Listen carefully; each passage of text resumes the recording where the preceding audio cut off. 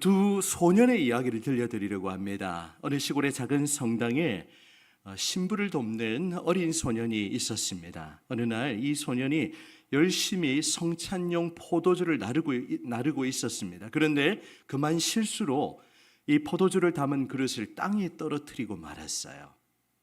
그 순간 신부는 화가 나서 이 소년의 뺨을 때리면서 이렇게 소리 질렀습니다. 어서 나가지 못해. 그까지 일조차 제대로 하지 못하는 주제라면 다시는 제단 앞에 얼씬거리지 마. 이런 말을 했습니다. 비수로 고쳤겠죠. 소년은 뛰쳐나갔고 그 후 일평생 성당에 나가지 않았습니다. 그런데 그는 나중에 무신론 공산주의자가 되어 공산국가의 대통령이 되었는데 그가 바로 유고슬라비아의 첫 대통령인 티토 대통령이었습니다. 또한 소년의 이야기를 들려드립니다. 이와는 반대로 또 다른 성당에서 똑같이 심부름을 하던 한 소년이 있었습니다.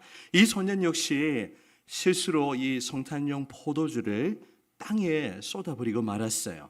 하지만 이제 또 다른 신부입니다. 이 신부는 동정의 눈빛으로 소년을 바라보면서 이렇게 말했습니다. 너무 염려하지 말아라. 너는 앞으로 훌륭한 신부가 되겠구나. 나도 너처럼 어린 시절에 포도주를 이렇게 쏟은 적이 있단다. 그런데 지금은 이렇게 신부가 되어 있지 않니?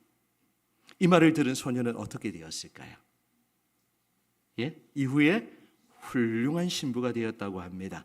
그가 바로 아주 영향력 있는 풀톤 대주교였다라고 그렇게 전해져 내려오고 있습니다. 물론 성당의 이야기라서 좀 그렇지만 예를 들기 위해서 여러분 말 한마디의 위력은 굉장합니다. 파워풀해요. 강력합니다. 말 한마디가 사람의 일생을 뒤바꿀 수 있는 거죠.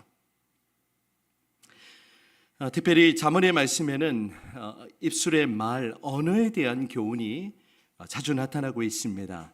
특별히 잠언의 두 번째 단락인 솔로몬의 제1잠언이라고 하는데 10장부터 22장 부분에 보면 이 언어에 관한 교훈이 굉장히 많이 나타나고 있습니다. 오늘 잠언의 말씀도 마찬가지죠.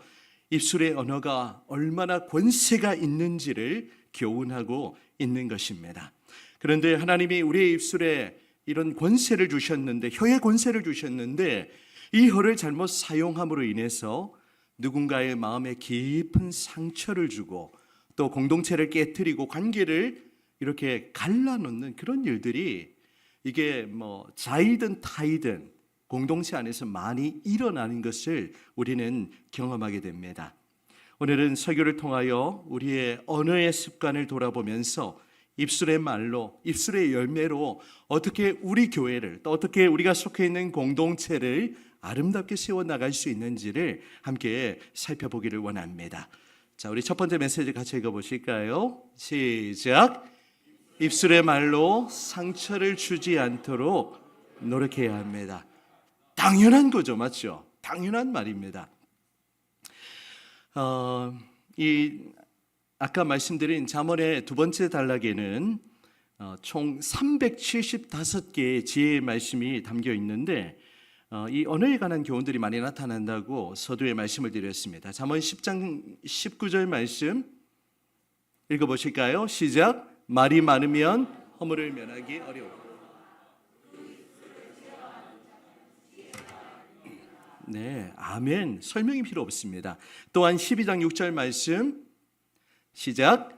악인의 말은 사람을 엿보아 피를 흘리지 하는 것이거니와 정직한 자의 입은 사람을 구원하느니라. 아멘. 여러분, 개인의 삶도 그러하거니와 교회 공동체 가운데 입술의 언어를 지혜롭게 사용하는 일은 너무나 중요합니다. 그런데 우리는 은연중에 나도 모르게 우리의 말로 다른 사람에게 스트레스를 주고 사람을 찌르는 말을 할 때가 참 많이 있습니다. 이것은 우리 가정 안에서도 마찬가지죠. 우리 남편과 아내가 부부싸움 하는 거 말 때문 아니겠습니까? 또 자녀에게도 또 우리 손주에게도 이렇게 말로 인해서 상처를 주는 경우도 참 많이 있는 것 같습니다. 여러분은 안 그러신 표정으로 앉아 있지만은 다 그러리라 생각을 하는데요. 잠언 12장 18절에는 또 이런 교훈입니다. 오늘 18장의 본문이지만 이 두 번째 단락의 내용 말씀을 나누고 있습니다. 우리 같이 읽어보실게요. 시작. 칼로 찌름같이 함부로 말하는 자가 있거니와 지혜로운 자의 혀는 양약과 같으니라. 아멘. 잠시 띄워주시면 칼로 찌름같이 함부로 말하는 자가 세상 속에도 많겠지만 우리 교회 내에도 참 많은 것 같아요. 이 말이 때로는 완전히 화살이 되어가지고 우리의 마음에 빗으로 꽂히는 아까 그 신부의 말처럼 그렇게 상처를 주는 일들이 얼마나 많이 있는지 모릅니다. 오늘 잠언이 묘사하는 것처럼 악인의 말은 사람을 엿보아서 피를 흘리도록 그렇게 만들기도 합니다. 여러분 지금까지 신앙생활 하시면서 우리 교회에서 들었던 말 중에 가장 상처가 되는 말이 어떤 말이었습니까? 어떤 말이 가장 상처를 많이 받으셨어요? 아무도 상처를 안 받은 표정으로 쳐다보시는데 어떤 말 때문에 상처받죠? 유 집사님 어떤 말 때문에 상처받으셨어요? 갑자기 물으니까 맞죠? 예, 죄송합니다. 자꾸 물어가지고 여러분 여러 가지 말들이 상처가 되죠. 그런데 우리가 무언가 열심을 가지고 섬기려고 하는데 누가 태클 걸면 하지 마라 그러면 상처 안 받으세요? 내가 열심히 섬기려고 하는데 그거 필요 없다라고 말하면 굉장히 상처받습니다. 그렇지 않습니까? 저도 마찬가지겠죠. 제가 막 열심히 하려고 하는데 막 브레이크를 걸면 당연히 마음에 상처가 되고 안 그런 것처럼 표현하지만 그런 일들이 참 많이 일어나는 것 같아요. 제가 이전 교회 청소년부 섬길 때 이제 지금 여러분에게 하는 것처럼 이제 여러분 제가 어느 정도 여러분하고 관계 형성도 많이 되고 하니까 이전처럼 톡을 조금 줄이려고 해요. 카톡을 이제 많이 보냈는데 이제 관계 형성도 되고 그렇게 해서 왜 목사님 카톡이 좀 줄지라고 오해가 없으시기 바랍니다. 이제는 그 타이밍이 이제 넘어가는 거예요. 처음에 제가 목양실에 여러분 불러다가 모임한 거 기억나시죠? 네, 커피 그 조그마한 거 돌려다가 마치고 나서 정리하는데 막 1시간씩 걸리고 그때는 그게 필요했기 때문에 불렀습니다. 오늘은 리딩지어서 소그룹 모임 하는데 오라고 해도 안 오시네. 네, 거부는 하지 마시고 그래서 이제 학생에게 청소년 학생에게 이렇게 문자를 보냈습니다. 이제 한 주간 잘 지내고 학교생활 잘하고 격려를 보냈는데 학생으로부터 이렇게 단문이 왔어요. 목사, 니도 한 주간 잘 보내세요. 왜 그렇게 문자가 왔을까요? 목사님인데 미음이 빠져버린 거예요. 그러니까 목사, 니도 한 주간 잘 보내세요. 여러분 카톡 보내다 그런 실수 없으십니까? 예, 또 있죠. 한 가지 케이스는 이거는 저희 부부 얘기 아닙니다. 어떤 남편이 아내에게 여보 사랑해라는 톡을 보내야 하는데 이 랑자의 니을을 미음으로 보낸 거예요. 어떻게 됐을까요? 여보? 제 입으로 언급하지 않겠습니다. 별로 어감이 안 좋기 때문에. 근데 이런 메시지를 받으면 굉장히 기분이 안 좋아요. 이게 이 학생이 저한테 목사 니도 잘 보내라 이러니까 이제 본의 아니게 여러분은 아무 생각 없을 거예요. 근데 여러분이 아무 생각 없이 한 그 말이 누군가에게는 굉장히 시험에 빠지도록 만드는 그런 실수가 될 수 있다는 걸 기억하셔야 됩니다. 오늘 혹시 주일을 섬기면서 말 때문에 상처받으신 분이 있으면 손 들어보세요. 없으십니까? 네, 이렇게 들라면 어떻게 들겠어요, 맞죠? 그래서 여러분, 자 저를 따라서 함께 우리 고백합시다. 사람은 연약하다, 실수할 수 있다.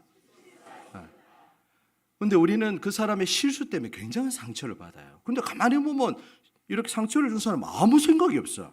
그러면 더 열받아요. 안 그렇습니까, 여러분? 본인은 아무 생각 없는데 내만 상처를 받는 거예요. 그래서 제가 여러분들에게 그런 이야기를 자주 나누지 않지만 우리가 교회 내에서도 여러분들이 이제 서로 간에 좋은 관계를 맺어야 되는데 이건 좀 다른 이야기지만 금전 관계 맺으시면 안 됩니다.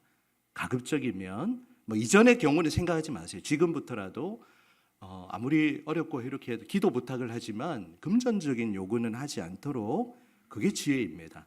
빌려주거나 빌려주는 이런 일이 생기면 이후의 일들은 어떻게 될지 모르기 때문에 굉장히 어려움을 당할 수 있어요. 그게 지혜이고, 또 우리가 이런 금전적인 관계뿐만이 아니라 입술의 말을 편한 사이, 친한 사이는 더 조심하셔야 돼요. 여러분 가족 간에도 막 함부로 말하지 않습니까? 부부 간에도. 저희 아내도 저 때문에 상처 많이 받아요. 아내님 어디 계십니까? 맞지요? 상처 많이 받는다고 인정하고 있습니다. 때로는 제가 상처를 주려는 의도조차 없는데 본인이 이렇게 반응하고, 그런 모습 보면서 저의 부족함과 연약함을 또 깨닫기도 하고, 우리 교회 내에서는 이제 친해지고 편해지면 편해질수록 이 말이 그냥 쉽게 나옵니다. 아무 생각 없이 나와요.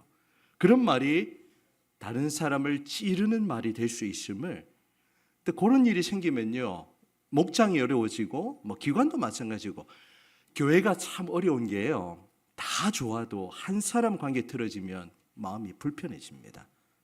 그래서 교회가 어렵고 목회가 어려운 거예요. 제가 여러분들 다 좋지만 한 분이 마음이 불편해지면 그냥 제 마음 전체가 불편해지는 거예요. 그래서 저는 가급적이면 여러분과 이렇게 텐션을, 긴장 관계를 안 일으키려고 합니다. 그런데 본의 아니게 제가 아무 생각 없이 말을 했는데 그 말이 비수가 되는 순간도 있을지도 모르겠어요. 그러게 없길 바라지만, 그럴 때 우리가 그 상황과 감정의 기분이 나쁘고 또 상처를 받지만은, 우리가 그 상황의 기분이나 감정이 아니라 팩트를 생각해야 돼요. 그 상황을 객관적으로 바라보아야 돼요. 저 사람이 진짜 내한테 상처를 주려고 그 말을 했을까? 그걸 생각해 보셔야 되고, 또 사람에 대한 이해가 정말 필요하고, 왜 그 사람이 그렇게 말할 수밖에 없는지 그것을 생각할 수 있는 그런 마음의 여유도 우리한테 있어야 되죠. 그래서 여러분, 우리가 교회 공동체를 풍성하게 하려면 말로 다른 사람을 찌르거나 아프게 하는 일들이 없어야 돼요. 우리 청년회장 정원 형제 앉아있는데, 정원 형제 내한테 상처받은 적 있어요? 이렇게 물어보면 당연히 없다 그러지, 어떻게 있습니다 이렇게 할 수가 있겠습니까? 아마 상처받았으면 교회 안 나왔을 거예요. 기분 나빠가지고.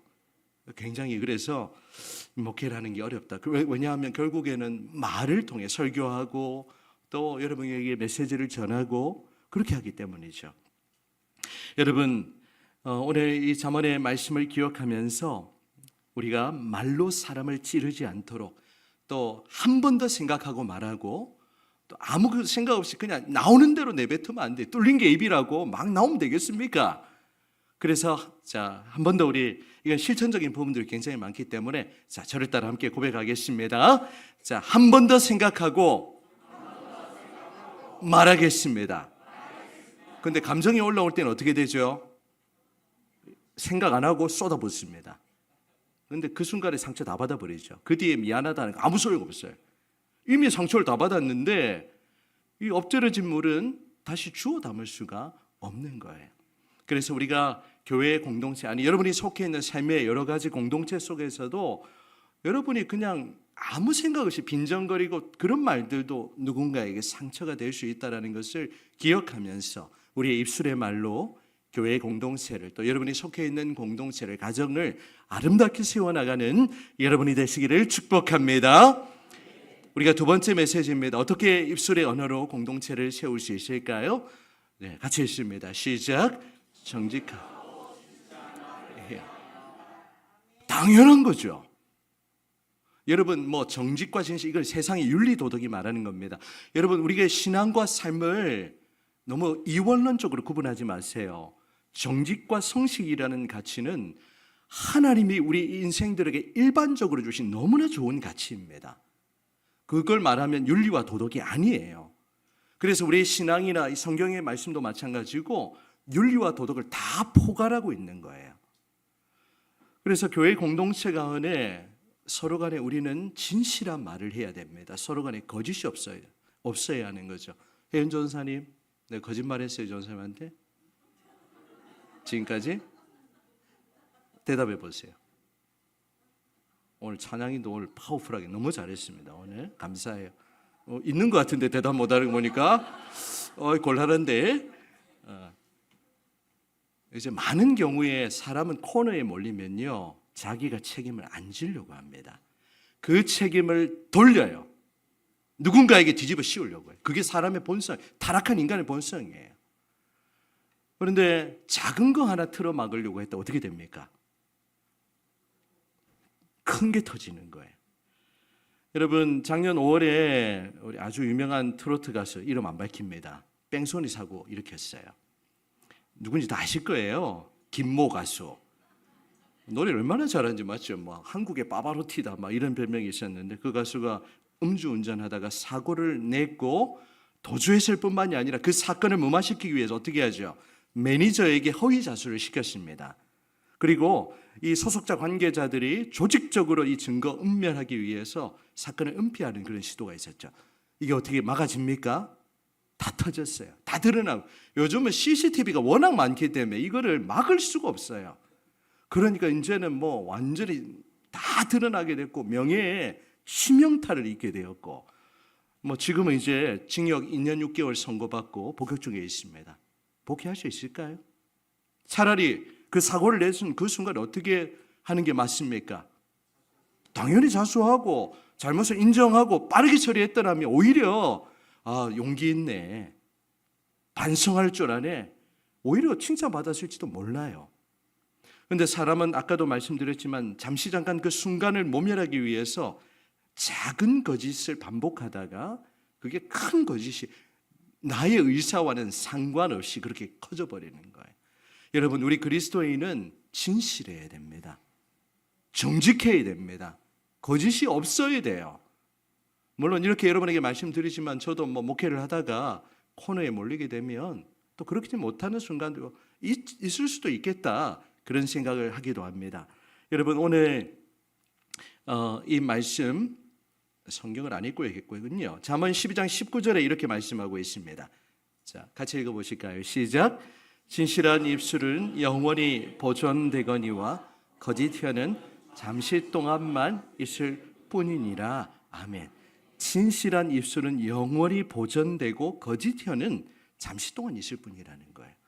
여러분, 우리가 교회 공동체를 아름답게 세워가려면 서로 간에 거짓이 없어야 됩니다.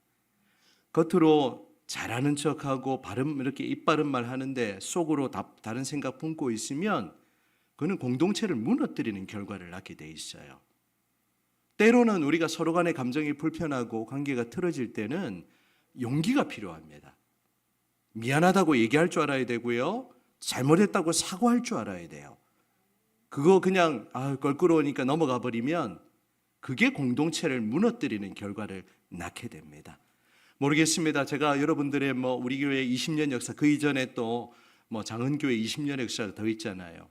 그런 속에서도 여기까지 온 것도 감사한 일이지만 혹시라도 관계가 불편해지면 그게 잘잘못을 따질 필요가 없습니다. 누구 한 사람만 용기를 내면 그 관계가 회복되고 다시 이렇게 좋아질 수 있는 거예요.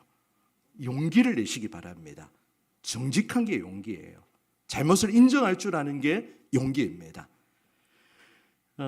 잠언 14장 5절에도 신실한 증인은 거짓말을 아니하여도 거짓 증인은 거짓말을 뱉느니라, 이렇게 말씀합니다. 이런 입술에 관한 언어에 대한 교훈이 잠언 두 번째 단락에 너무 많이 나오고 있는 거예요. 여러분, 우리가 교회 공동체를 세우기 위해서는 우리 안에 거짓말이 없어야 됩니다. 정직한 말로 우리가 인정하고 솔직하고, 그렇게 여러분 오늘 샬롬 목장 오늘 특송하셨는데 그렇게 서로 간에 자신의 삶을 투명하게 오픈하고 또 어려울 때는 기도 부탁하고, 근데 그게 참 이 한국은 교회도 마찬가지고 유교의 영향을 굉장히 받고 있기 때문에 이제 껄끄럽고 불편한 이야기는 안 하려고 그래요. 괜히 또 그게 잘못 얘기 나가면 이게 비밀로 안 되고 다 퍼져가지고 어려움을 당할 수도 있기 때문이죠. 여러분, 그럼에도 불구하고 정직한 말을 하고 진실한 입술의 열매가 있는 공동체는 서로 간의 신뢰가 굳건해지기 때문에 더욱 아름답고 견고하게 세워질 줄 믿습니다. 잠언 11장 11절 말씀 같이 읽습니다. 시작. 성읍은 정직한 자의 축복으로 인하여 진흥하고 악한 자의 입으로 말미암아 무너지느니라. 아멘. 악한 자의 입술은 공동체를 무너뜨리는 결과를 낳고, 정직한 자의 그 입술의 말을 통하여 이 성읍, 공동체가 진흥하는, 흥왕하게 되고 공동체가 더욱 살아나는 그런 영향력 있는 공동체로 쓰임받게 될 줄 믿습니다. 우리 또 한 가지만 나눌게요. 많은 말씀을 드릴 수 있지만, 자, 세 번째 메시지입니다. 같이 읽어볼게요. 시작.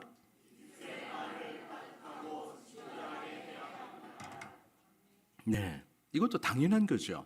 입술의 말을 따뜻하고 친절하게. 여러분, 제가 좀 그렇게 하지 않습니까? 네, 뭐 아멘 안 하셔도 되고요. 네, 그렇게 여러분들이 말하려고 노력하시고, 또 이제 보면은 여러분들이 지금까지 살아온 삶의 환경, 또 인격, 그게 지금의 여러분의 존재거든요. 그게 오랜 세월에 형성된 거기 때문에 하루아침에 바뀌지는 않습니다. 하지만 내가 낸데 하면서 그런 사람이라고 거기서 멈추면 안 되고, 우리는 지금도 예수님을 믿고, 아까 오늘 찬양의 고백처럼 오늘 설교 마치고 그 곡 부를게요. 예수님의 모습을 닮아가는 그런 모습이 우리 안에 있어요. 그게 성화인 겁니다. 예수님의 마음이 어떤 분이시죠? 마태복음 11장 말씀처럼 나는 마음이 온유하고 겸손하니. 그런데 예수님은 독설도 많이 쏟으셨어요. 바리새인들에게 어떻게 말했죠? 독사의 자식들아! 불의에 대해서는 분노하셨어요. 거룩하지 못한 부분은 성전 청결할 때 기억 안 나십니까? 성전 들어가서 그 상을 다 쓸어버리셨어요. 여러분, 온유하고 부드럽다는 것은 그냥 소위 우리말로 그냥 사람이 뭐라고 하죠? 어떻게 표현하죠? 온순한 거 말고 무르다? 그걸 말하는 게 아니에요. 온유하고 겸손할수록 더 하나님 앞에 그렇게 정직하고 바르고 불의에 대해서는 반드시 또 대처할 줄 아는 그런 우리 믿음의 사람들, 우리 부천 초대교회 공동체가 되기를 간절히 소망합니다. 오늘 이제 잠언 말씀이 이렇게 연결되는 거예요. 18장 20절 말씀 오늘 본문입니다. 같이 읽어보실게요. 시작. 사람 배부르게 되나니 곧 그의 입술에서 나오는 것으로 말미암아 만족하게 되느니라. 아멘. 사람은 입에서 나오는 열매로 인해서 배부르게 된다. 만족하게 된다. 입술의 말을 우리가 다른 사람의 칭찬을 받고 위로를 받고 격려를 마음이 어떨 것 같아요? 오늘 아까 우리 정 권사님 오전 예배 마치고 나가실 분은 나가고 우리가 함께 기도해 드렸어요. 우리 권사님 얼마나 힘이 나셨을까요? 우리 온교회가 함께 권사님 뒷자리에서 함께 기도했거든요. 자, 우리 옆에 분들에게 우리 실수받도록 하겠습니다. 우리 당신이 계셔서 너무 감사합니다. 고백할게요. 시작. 우리 정은행제가 있어서 너무 감사. 자, 우리 앞뒤로 또 다른 분들에게 자, 이렇게 격려하겠습니다. 당신이 있어서 우리 교회는 희망이 있습니다. 고백해 주세요. 시작. 유집사님이 계셔서 우리 교회는 여러분 이렇게 고백하니까 어떠세요? 우리의 마음이 흡족하잖아요. 만족을 누리는 거예요. 교회 공동체는 다른 거 없어요. 주일 나오시면 서로 격려하고 위로하고 칭찬하고 축복하고 때로 마음에 안 들 때 어떻게 해야 됩니까? 예? 그래도 품어주고 사랑하고 섬기고 그러면 우리가 주일에 은혜 다 받는 거예요. 은혜라는 건 뭐 다른 큰 거 아닙니다. 여러분 우리가 부천 초대교회를 통해서 이런 위로, 이런 격려, 이런 칭찬이 우리 가운데 있기를 원합니다. 오늘 우리 오전에 소개해드렸던 우리 부지영 우리 뭐 집사님이라 불러야 돼, 자매님이라 불러야 돼 모르겠는데 오늘 현준 형제가 우리 강훈이 옆에 앉아 있어요. 현준 형제 우리 강훈 형제 옆에 앉아 있으니까 어때요? 안 외롭죠? 강훈이 우리 동생 생겨서 좋지요? 강훈이가 은근히 부끄러움 많이 탑니다. 오늘 아까 우리 저 현준 형제 이렇게 기도해요. 감동이 돼요. 제가 보니까 하나님이 또 이 가정의 회복과 치유를 주시기 위해 우리 교회에 보내주신 줄 믿습니다. 유주는 어디 갔습니까? 저쪽에 있습니까? 저기 좋아가지고 오늘 따님도 오셨는데 너무 활달하고 오늘 청소년부 예배 잘 드렸죠? 네, 예배도 너무 잘 드리고 그래서 여러분 우리 교회는 뭔가 세상처럼 잘나고 특별하고 뭔가 뭐 돈도 많고 그런 공동체가 아니라 작은 자가 천을 이루는 약한 자가 강국을 이루는 그런 여러분의 입술의 말로 그런 공동체를 세울 수 있다라니까요. 오늘 이 자문의 말씀들이 우리에게 무언가 윤리 도덕으로 다가오는 것이 아니라 그 입술에 말이 있으면 우리의 마음이 따뜻해지는 거예요. 위로를 받고 힘을 얻어요. 세상을 살아갈 용기를 줍니다. 그런 공동체 우리가 한번 세워가지 않으시렵니까? 오늘 이 이야기를 들려드리고 설교를 마치려고 하는데요. 여러분, 저는 식당 가면은 그 서빙하는 분들 직원들에게 따뜻하고 친절하게 말해드리려고 노력합니다. 어제도 우리 마리아에 가서 그렇게 하고 하지만 그런데 뭔가 대가를 기대하고 그렇게 하는 게 아니잖아요. 그 사람도 일한다고 얼마나 힘들겠어요. 그런데 여러분이 말 한마디 해주면 힘을 얻습니다. 반찬 서비스까지 해줘요.